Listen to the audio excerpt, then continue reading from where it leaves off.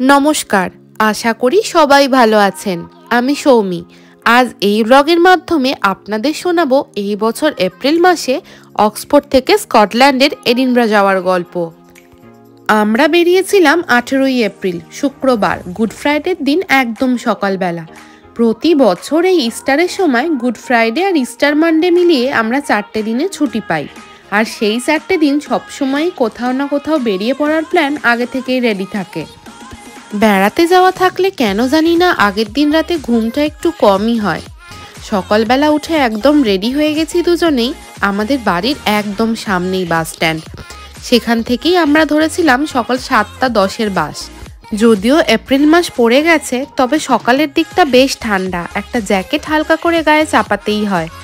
গত 3-4 সপ্তাহে শনি রবিবারের ওয়েদারগুলো খুব ভালো ছিল, একদম রোদ ঝলমলে, কিন্তু এই উইকেন্ডের ওয়েদার ছিল একদম মেঘলা। দেখতে দেখতে আমরা অক্সফোর্ডের লাস্ট বাস স্টপে চলে এসেছি। এখান থেকে আমাদের মিনিট 8-10 হেঁটে যেতে হবে অক্সফোর্ড স্টেশনে। এই রাস্তাটা হয়তো এখন আপনাদের অনেক পরিচিত হয়ে গেছে। আমি, সৌম্য আর দেবজিৎ দা একসাথে এলাম বাসে করে। এবার আমরা হেঁটে যাচ্ছি অক্সফোর্ড স্টেশনের দিকে। এখন বাজে সকাল 8:05। আমাদের ট্রেন 8:35-এ। বেশ খানিকটা আগেই পৌঁছে গেছি। এদিক থেকে তো ছিলাম আমরা 3 জন, আর অন্য দিক থেকে ছিল আমাদের মিষ্টি দিয়াবুড়ি, সোনালিদি আর শুভাশিস দা।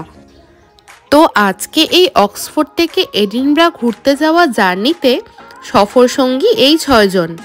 একদম সঠিক সময়ে অক্সফোর্ড স্টেশনে ক্রস কান্ট্রি ট্রেন এসে গেল। এই ট্রেনের সিট আমাদের আগে থেকেই বুক করা ছিল। আমাদের দেশে কোথাও বেড়াতে গেলে ট্রেনের জানলার ধারে সিটটা পেলে চোখটা সবসময় সেই বাইরের দিকেই আটকে থাকে। গাছ, বড় বড় মাঠ, পাহাড়, জঙ্গল, ঘরবাড়ি, ট্রেন না থামা স্টেশনগুলো সব কিছু পার করে আমরা গিয়ে নামবো উলভারহ্যাম্পটন স্টেশনে। 10:05। এখন আমরা Birmingham new street station cross করছি। আরও মিনিট 10 লাগবে উলভারহ্যাম্পটন স্টেশনে পৌঁছাতে। এখান থেকে আমাদের ডিরেক্ট ট্রেন আছে এডিনবরা ওয়েভারলি স্টেশনে। প্রথম 1 ঘন্টা 40 মিনিটের ট্রেন জার্নি শেষ করে আমরা 10:15-এ নামলাম উলভারহ্যাম্পটন স্টেশনে। ঠিক 10:25-এ পরের ট্রেন ঢুকলো স্টেশনে। এবার আমরা যাব অভন্তি ওয়েস্ট কোস্ট ট্রেনে। এই ট্রেনে আমাদের সবার সিট আগে থেকেই বুক করা ছিল। এই ট্রেনেও আবারও পেয়েছি জানলার ধারে একটা দারুণ সিট। আমরা বাড়ি থেকে একটু স্যান্ডউইচ, একটু নুডলস বানিয়ে নিয়ে গেছিলাম। তার সাথে টুকিটাকি চকলেট, বিস্কিট, চিপস এগুলো তো চলছিলই। এই জার্নিটা বেশ অনেকক্ষণের, প্রায় 3 ঘন্টা 50 মিনিটের।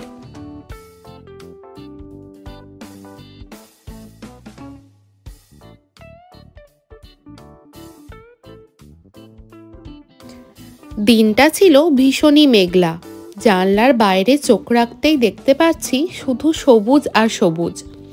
কত ভেড়া চড়ে বেড়াচ্ছে মাঠে, তার মধ্যেই ছোট ছোট ব্রিজ, ছোট ছোট ঝর্ণা, কত ছোট ছোট নদী বয়ে যাচ্ছে, আর দেখা যাচ্ছিল স্কটিশ হাইল্যান্ডস।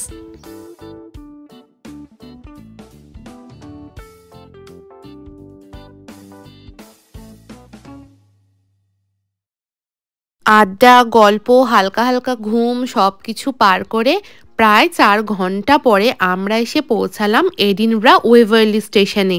সময় এখন দুপুর 2:20। লাগেজ নিয়ে স্টেশনের বাইরে এসে সোজা হাঁটা দিলাম আমাদের এয়ারবিএনবির উদ্দেশ্যে, যেটা ছিল স্টেশন থেকে মাত্র 10 মিনিট হাঁটা পথে। এখন তাহলে আমাদের 3 দিনের এই বাড়ির একটা হোম ট্যুর দিই। দরজা দিয়ে ভিতরে ঢুকতেই বাঁদিকে ছিল এরকম 2টো পাশাপাশি ঘর, সুন্দর করে সাজানো গোছানো, bedside table, TV, wardrobe, attached washroom সমেত। তার সাথে ছিল একটা বিশাল কিচেন, 8 জন বসার জন্য dining table, chair, oven, toaster, grill, সমস্ত কিছু ছিল হাতের কাছে। ছিল দারুণভাবে পরিষ্কার এবং পরিপাটি।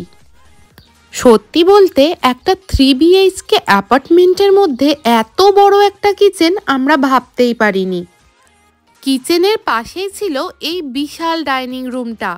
এখানে বসার জায়গার সাথে কাজ করার জন্য আলাদা করে টেবিল চেয়ারের সেটআপও ছিল।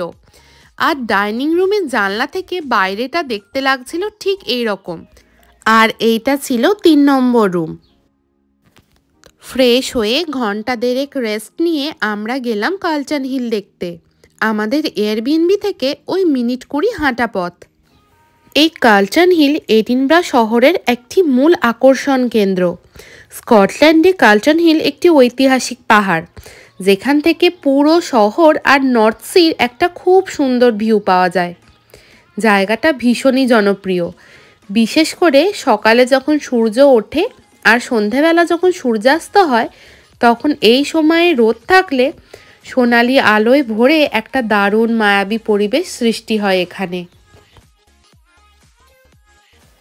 দেখেছেন তো, শুধু আমরাই নই, এনারাও এসেছেন কিন্তু ছুটি কাটাতে। দিব্য ঘোষ মেজাজে এনজয় করছেন কালটন হিলের দৃশ্য। এখানে রোমান স্থাপত্যের বহু নিদর্শন রয়েছে। এই যে পিলার ঘেরা জায়গাটা দেখছেন, এটা নেপোলিয়নিক যুদ্ধে নিহত সৈনিকদের স্মরণে বানানো একটি স্মৃতিস্তম্ভ। তবে এটা বানানো সম্পূর্ণ হয়ে ওঠেনি। বলা হয় যে অর্থের অভাবে এই স্মৃতিস্তম্ভ বানানো অসম্পূর্ণ হয়ে রয়েছে। তাই একে অনেক সময় স্কটল্যান্ডস ডিসগ্রেস বা স্কটল্যান্ডের লজ্জাও বলা হয়ে থাকে। দিয়া আর সৌমত এই উপরে উঠে দারুণ খুশি। কতই না পোজ দিয়ে ছবি তুলেছে দুজনে। জানেন তো, এই কালচার হিল শুধু ইতিহাস বা সৌন্দর্যের জন্যই না, সংস্কৃতি ও উৎসবের জন্য ভীষণই গুরুত্বপূর্ণ। প্রতি বছর এপ্রিলে এখানে বেলটেন ফায়ার ফেস্টিভ্যাল অনুষ্ঠিত হয়, যেটা প্রাচীন কেল্টিক বসন্ত উৎসবকে আধুনিক থিয়েটার বা পারফরমেন্সের মাধ্যমে উদযাপন করে। তারপর ঘোরাঘুরি শেষে টুকটাক আরও কিছু জিনিসপত্র কিনে আমরা ফিরলাম ঘরে। ঘরে ফিরে দেখি দিদি আর দিয়া আমার জন্য বানিয়ে রেখেছে একটা সারপ্রাইজ বার্থডে প্ল্যান। গত মঙ্গলবার 1 বৈশাখ ছিল আমার জন্মদিন, আর এই দেশে আসার পর থেকে প্রতি বছর দিদি, দিয়া আর শুভাশিস দা আমার বার্থডেটা সেলিব্রেট করে। এই বছরও কিন্তু অন্যথা হয়নি। বাড়ির সবাইকে ছেড়ে এতটা দূরে এসেও কতগুলো মানুষ কতটা আপন হয়ে উঠেছে।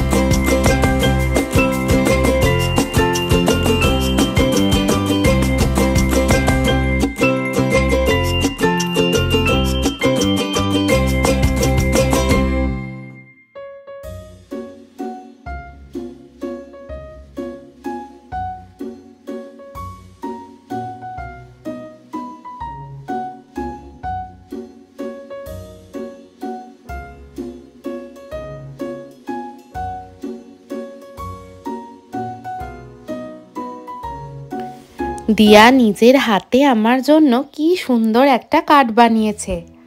আমরা আগে থেকেই ঠিক করে রেখেছিলাম খাওয়া দাওয়ার জন্য এই 3 দিন আমরা নিজেরাই টুকটাক কিছু বানিয়ে নেব।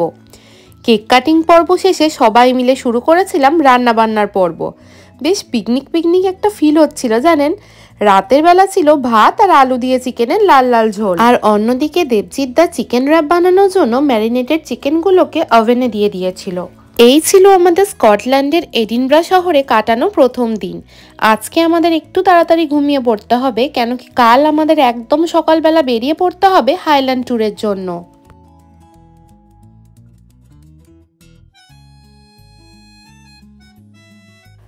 কমেন্টে অবশ্যই জানাবেন এই ভিডিওটা আপনাদের কেমন লাগলো। ভালো লাগলে লাইক এবং কমেন্টের সাথে একটা ছোট্ট শেয়ার করতে ভুলবেন না। আপনারা সকলে ভালো থাকুন, সুস্থ থাকুন। আর এর পরের পর্বে আমি আপনাদের নিয়ে যাব স্কটিশ হাইল্যান্ডস ট্যুরে।